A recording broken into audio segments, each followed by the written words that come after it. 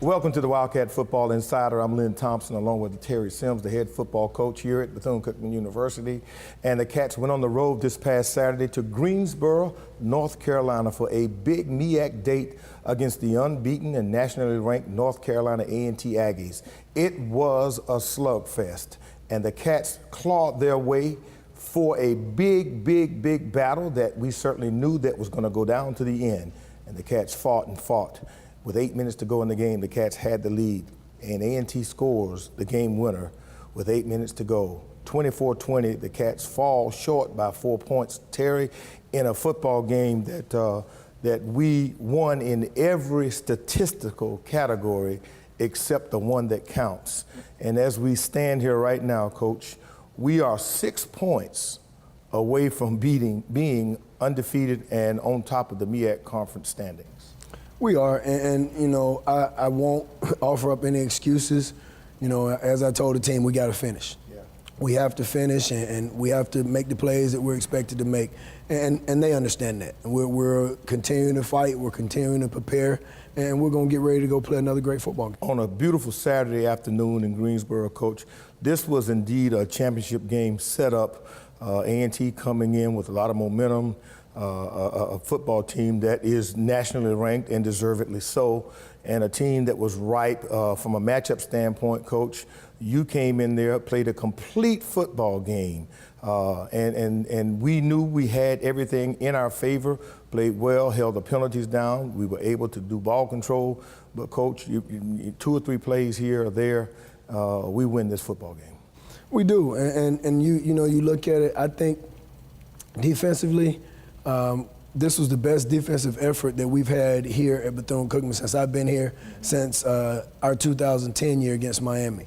You know, we held A&T to 18 yards rushing in the first half, and you know that's almost unheard of. Okay, we'll come back in just a few moments, but before we do, let's take a look now at the highlights. A championship football game in Greensboro, North Carolina. Game time, baby. Takes the shotgun snap, zone read, hands off the middle, broken tackle, Tompkins 30, 35, 40, 45 at the 50, and tripped up inside A&T territory. A 1st and 10 for BCU. 3-step drop, good pocket, steps up, throws a bullet right side, caught across the 40-yard line. Designed to roll out near side for Brim. Larry's on the run. He tucks with daylight. 35-30, 25, and he's out of bounds. A 34-yarder from the right hash. Good snap, good hold. Uriel's kick has the distance, and it's true. And BCU draws first blood in this pivotal MEAC game. Quarterback keeper met in the backfield by Joseph Johnson. He's down to the 39-yard line, and the Cats get a big 3-and-out. Francis, a high, big boot here. Garden drifting back, takes it at the 12. He slips out of the tackle at the 10, near side at the 15, and he's slung down. Larry steps out to the right to escape pressure. He's at the 20, tosses on the run. A jumping grab made inside A&T territory. Up, throws a deep pass, left sideline, batted away, incomplete. Zion draw, he's at the 40, at the 45, at the 50. Jukes, Akevius leans forward, and he'll have a first down for BCU. Wildcats driving left to right in their gold helmets, white jerseys, gold pants. Another draw. Williams jukes to the 45, cuts back at the 40, 35, he's at the 30, runs left hash inside the 20-yard line. Another 1st and 10 for BCU.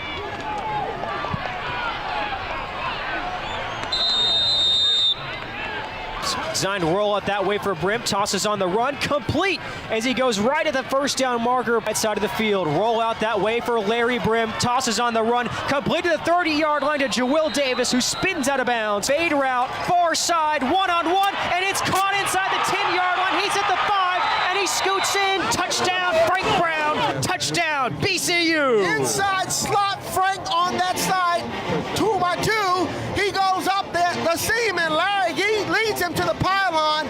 Beautiful throw and catch just inside the cone for the touchdown. It was a simple vertical route up the seam. Pressure from the right side, steps up, and he'll be sacked to the 46-yard line. There you go! Throws a bullet pass far side, caught by Mitchell at the 30. Reed, handoff, stutter step, cut to the right of the 40, and now down to the 45. A big first down there for BCU. Handoff, Ismay to the left side. He's got a first down. He takes the Aggie with him. High snap. Good protection, though. Gets it off. Near side, Garden. Takes it at the 26-yard line, steps out to the left, and he'll be hammered down to the 26. Went hash to hash, couldn't get anywhere. Airs it out to the far side, one-on-one, tipped incomplete. Snap to Brim, they bring pressure, steps up, throws a wide open man, caught by Tompkins at the 35, 30, 25, 20, and out of bounds near the 15. A big BCU 1st and 10. Takes the snap, quarterback sneak, and Larry Brim, no signal yet. Looks like he's in. Yes, he is. Touchdown, maroon and gold. And it takes it at the 7. Far side 10, 15, shoots at 25 at the 30, and good gosh, he's hammered. Throws a tight end screen to the right side, caught at the 15, and then he's smothered at the 14-yard line. Big ol' Uriah Gilbert. BCU drops him for a loss in the play. 4 or 5 Wildcats in there. Timeout taken by Sims with design to roll out to the left. Still runs, pressured. He goes down to the 28-yard line. Sacked to the play by Delwan Beard and Marquise Hendricks. Brim steps up to the right side. He runs, he cuts back. He's at the 37. He gets down right near the first down marker. Last play of the game. Larry steps up, unleashes it. Deep left side in the end zone. Incomplete. Off the hands of an Aggie. On the road, from the MEAC SWAC Challenge to the Celebration Bowl, everyone is competing from start to finish. A MEAC championship is not only on the line, but so is a trip to the new Mercedes-Benz Stadium. Each game will count, from the first to the last. With dominating offenses and powerful defenses, we leave it all on the field. And at the end of the road, only one team will be standing as the MEAC football champion. And we'll see you in Atlanta on December 16th. The biggest rivalry in HBCU sports is back on Saturday, November 18th. The Bethune-Cookman Wildcats and Florida A&M Rattlers return to the Camping World Stadium in Orlando for the Florida Blue Florida Classic. Be there for the 38th annual showdown, including the highly anticipated Battle of the Bands between the world-famous Marching Wildcats and Marching 100. Proceeds benefit scholarship programs at BCU and FAMU. Tickets are as low as $20. Get your tickets today at floridaclassic.org. In the Mid-Eastern Athletic Conference, success for our student athletes isn't just measured by wins and losses, points on the scoreboard, or individual stats. It's also measured by their performance in the classroom, in the community, and ultimately graduation. Our student athletes aren't just playing to win a single game, they're playing to win at life. Because games end, but life keeps on going. The MEAC, educating student athletes for the game of life. The DNA of Bethune-Cookman comes from the heart of a great woman whose legacy lives on today in each and every Wildcat. I leave you love. I leave you hope. I leave you a thirst for education. I leave you faith. I leave you, finally, a responsibility to our young people. Great leaders always leave something for others to follow. What will you leave us? Welcome back to the Wildcat Football Insider. Lynn Thompson here with Terry Sims from the campus of Bethune-Cookman University. The Cats drop a heartbreaker, 24-20, to one of the top teams in the nation, the North Carolina A&T Aggies. The Aggies remain undefeated, 8-0 in conference play, undefeated also, and MEAC play at 5-0. Coach, the Aggies, they were a very good football team, but on this day, Coach, the best team on the field came out 4 points behind. We did, because we just didn't make the plays that we were supposed to make when we were supposed to make them. You know, on the flight back, Coach, we talked briefly about the margin. And we talked with offensive coordinator Alan Suba, who's been out of the league for the last 4 years and comes back, and he talked about parity. You say it, the sports writers say it, the coaches say it, but do the fans really understand the parity in this league? Is really very prominent now, isn't it? It is, and a lot of people raved about A&T's offensive tackle. He's a 6'7" guy, but we also have a 6'7" guy. Right. And they have a quarterback that can manage the game, and we have a quarterback that can manage the game. So it just came out to who made the plays and who made the least mistakes. Well, let's talk about stats, Coach. On the day, we rush for 162 yards. We passed for 157 yards. Only one turnover in the entire football game. That turnover, Akevius has a tip pass, and you could see the momentum did shift at that point in time. We were controlling everything: time of possession, style of play. Defensively, we had them bottled up. But there was a momentum shift there at that point in the game, late in the third quarter, and A&T began to build, and the home crowd got into the game, and they score there. We began to sputter offensively. And what can you attribute to that? Well, I think, anytime you're playing at home, because I think we had the exact same thing happen for us last week. Mm-hmm. Whenever you have your home crowd behind you, it adds some energy to your football team. And that's one thing that leads in any football game or any sport that you play, period. If you have energy from your crowd, it's going to energize your football team. Coach, we spread the ball around to 7 different receivers on the day. Larry was 18 out of 29 for 144 yards, 1 touchdown. The longest pass was a 30-yarder. One would have been a 75-yarder. Jawill just could not hold on to that bomb. Coach, which could have been a backbreaker early in the football game for us. 4 guys rushed the football. Jamaris Tompkins, 11 carries, 53 yards. Akevius came in 5 carries for 50 yards. He led us downfield in 5 plays, Coach, into the red zone. Could not finish that drive because he took a blow to the stomach and had to come out for the remainder of that drive. He did. Akevius has a special skill set. He's the guy that can deliver the ball, down the field with his arm, but he makes a lot of plays with his legs. He extends plays with his legs. And I really do believe we could have scored on that drive if he was able to stay in the football game. But, like you said, he took a shot to the stomach. He had to come out for a couple of plays, and the drive ended up stalling. Now, Larry Brim ends up rushing the ball, Coach, 11 times for 31 yards. Gave up 4 sacks, Coach. They blitzed a lot on us. And Larry, is that what you want him to run the ball? Really, you wanted Akevius in there running the ball. Correct. And Larry can run the ball. He can get himself out of trouble, but he is more of the pure passer and the game manager. And Akevius is the guy that you want in there when you want to run the football with the quarterback. We still, though, miss Mike Jones. We do, and not just his production, but if you look at Mike Jones's numbers the first couple of games, he was a 100-yard rusher both games, and he's a guy that understands the offense. He can kind of direct guys when he's in the game, about blitzes, and he's great at picking up the blitz. So you miss his maturity also on the field and the football knowledge that he brings to the game. Coach, the very first play of the game, Jamaris Tompkins up the gut, 49-yard run. Mike Jones is there. He takes that to the house. No question. If Mike's in there, he scores. And, we kid JT all the time because he thinks he's fast. But, he's a guy that's going to give you his all, and he was standing up on the gas. It just, it wasn't a 4-4. It was more of a 4-7, but he gave us everything he has, and we definitely appreciate his effort. Yeah, well, on the day, running back by committee gets you 35 carries for 162 yards. Coach, but if you add that guy, that stellar back, Mike Jones, into the mix, Mike has missed his 3rd consecutive game. We hope to have him back for homecoming. While we are getting a lot of productivity by committee, we still would like to have Mike back. We'll come back in just a few moments. We'll take a look at what the defensive unit did, and they did a stellar job. Back in just a moment. On the road. From the MEAC SWAC Challenge to the Celebration Bowl, everyone is competing from start to finish. A MEAC championship is not only on the line, but so is a trip to the new Mercedes-Benz Stadium. Each game will count, from the first to the last. With dominating offenses and powerful defenses, we leave it all on the field. And at the end of the road, only one team will be standing as the MEAC football champion. And we'll see you in Atlanta on December 16th.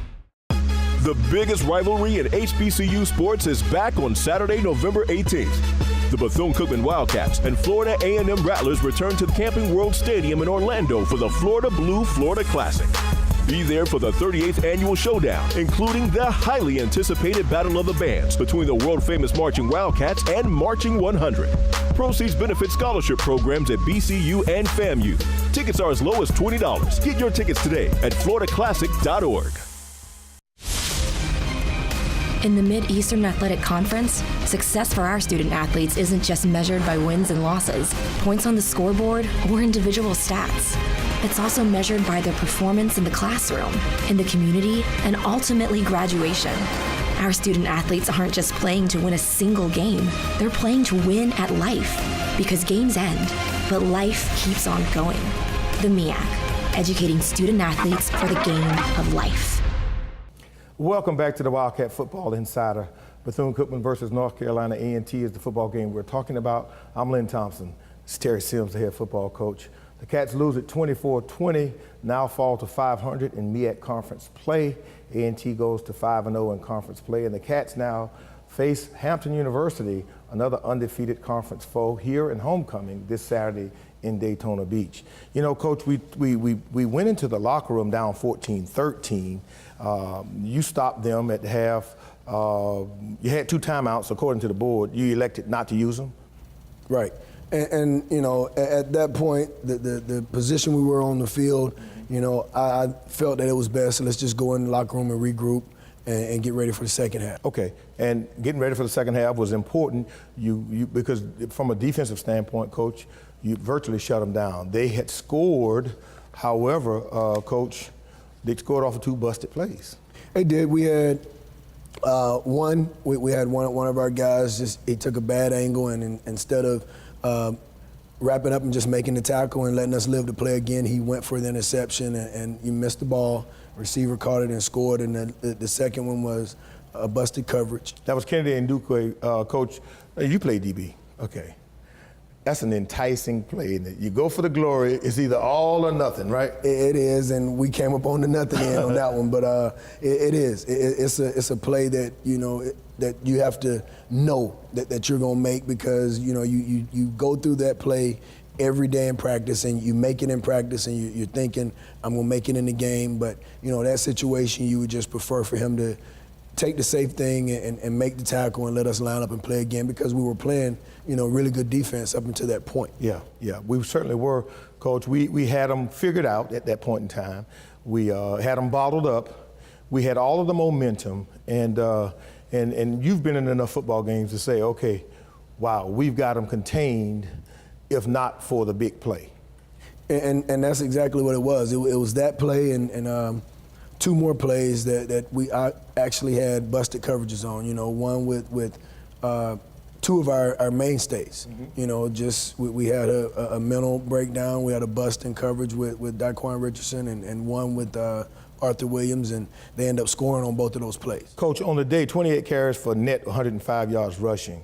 That doesn't happen to an A&T football team. It doesn't, and you know, really the bulk of those yards were gained in the second half, because they only had 18 yards rushing in the whole first half. Yeah, and the bulk of those carries really happened in the last 6 minutes of the football game, when they really had to change up and do a few things, and they got about 4 first downs in a row. They kept it on the ground. They had to grind it out, and we knew it, and they were able to get about 4 first downs. They did. They knew, and that's Rod Broadway. Yeah. You know, he was not going to put them in a position to give that football game away or to lose it. So he played it safe, and he ran the ball, and we stopped him the first 3 downs, and it was 4th and 4, I believe it was, and we ended up getting in our short yardage defense. And, you know, again, we had one guy that just aligned wrong, and that's the gap that they ran in to get the 4 yards. We tackled him, but he fell forward for the first down, and they were able to go on and you know, try and run the clock out from there. Coach, on their day, their big receiver, Elijah Bell, 1 catch for 10 yards.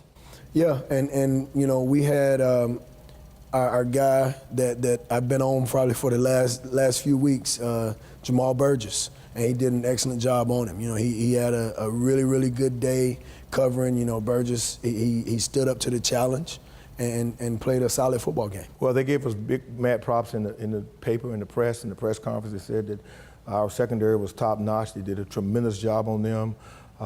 Quite frankly, it's the best secondary they faced all year long. They felt very lucky to get out of there with the win.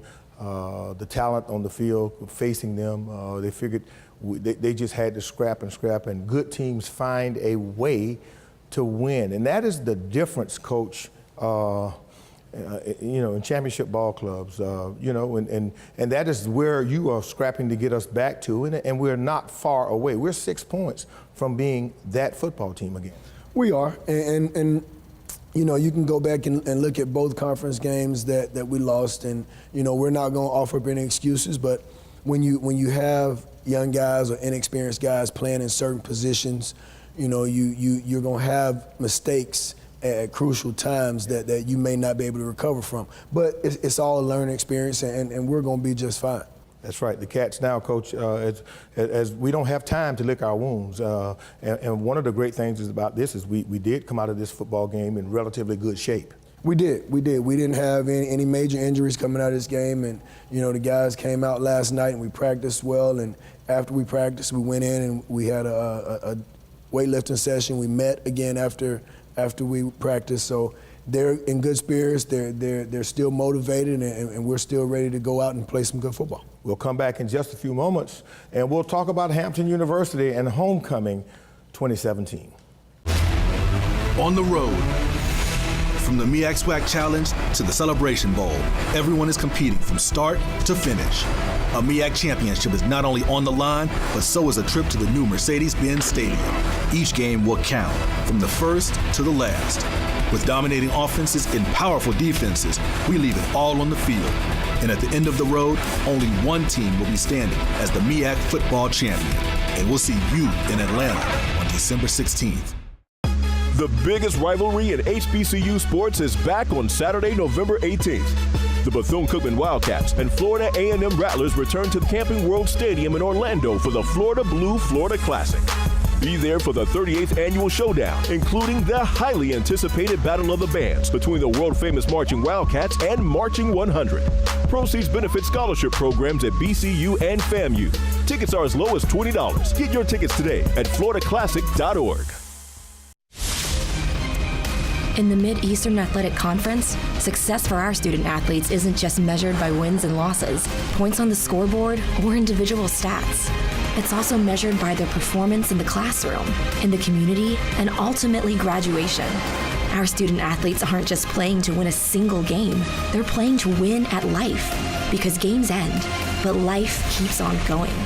The MEAC, educating student athletes for the game of life. The DNA of Bethune-Cookman comes from the heart of a great woman whose legacy lives on today in each and every Wildcat. I leave you love. I leave you hope. I leave you a thirst for education. I leave you faith. I leave you, finally, a responsibility to our young people. Great leaders always leave something for others to follow. What will you leave us? Well, let's close the book on the North Carolina A&T Bethune-Cookman football game. The Aggies win it 24-20. The Cats are now 500 in MEAC conference play at 2-2. And we'll now turn our attention to Homecoming 2017. Coming this Saturday, the Hampton Pirates come to Daytona Beach, 4 p.m. kickoff, Coach, and the Hampton Pirates are undefeated in MEAC conference play. And Connell Maynard's team putting up some points. They beat FAMU in a slugfest at Hampton, 31-27 this past Saturday. They did, and you look at a Connell Maynard football team, and you're going to see a team that usually people think to be a pass-happy football team. Yeah. But he has a transfer running back from Virginia Tech, and he has a bunch of young receivers, so he's getting his running game going. He has a solid offensive line. And they show you why they're undefeated, because they're a football team again that they're leaning on their running game right now, and they're throwing the ball just enough to be successful. And he has a quarterback that's managing the game very well. And they're going to come in here, Coach, with a lot of momentum, a lot of excitement and confidence, and thinking that we're licking our wounds. But what better time to get ready and to get motivated than homecoming? No question. And when you think about homecoming, it adds a little bit of extra charge to you regardless of where you are. Homecoming is always special, and it's always different at an HBCU. Okay, so now, Coach, how difficult is it for you? And let's talk about it. We are, and I know you talked about it in your team meeting, on the road, playing the toughest schedule in the conference, playing all of the conference contenders, and a very tough non-conference schedule. 6 points separates us from being undefeated and in first place. And yet now we've got to, for the seniors, we've got to celebrate them, send them off in their last homecoming. We got to fight the distractions, but we've also got to really, really get back on the winning track. How do you navigate that obstacle course? I don't think you change anything that you do. When you start, as a coach, when you start panicking, you start wavering, the team is going to follow suit. So I think we continue to prepare because we did not play a bad football game on Saturday. We have to continue to prepare like we've been preparing and just continue to drive the message home that we have to finish. You know, we can't play 3 quarters. We have to play a full 4-quarter football game. And we got to understand that just cutting down one negative in the football game is not going to help us. We went from 19 penalties to 3 penalties. But we have to also finish on offense, defense, and our kicking game, especially our punt and our kickoff units. We got to put our football team in a better situation. Okay, now those plays right there have been hurting us. Bad kicks on the special teams. Uriel, you can't ask for anything more than you're getting from Uriel Hernandez. He's converting every opportunity that he gets to put 3 on the board. We're getting. And you know, Uriel is a perfectionist. He's a guy that's very hard on himself. And when you watch this young man prepare at practice, you can understand why he's successful, because he's working every day to make himself better. And he's going to have an opportunity to compete for the other kicking jobs this week. Yeah, Coach, preseason first-team All-MEAC field goal kicker, and he is hands down the best kicker in the MEAC. He is, and I think you can look at any of the kicking specialties, and he'll be towards the top of the units because he is a guy that makes it important. It's important to him, and he does all the things that he needs to do to continue to be successful as a kicker. Well, we're going to march towards success this weekend. A lot of homecoming activities. Hey, if you're an alum and you're in town, make sure you get a chance to stop by and celebrate with the Wildcats. Catch us Thursday night at the 90 Degree Sports Bar and come and hear the Terry Sims show.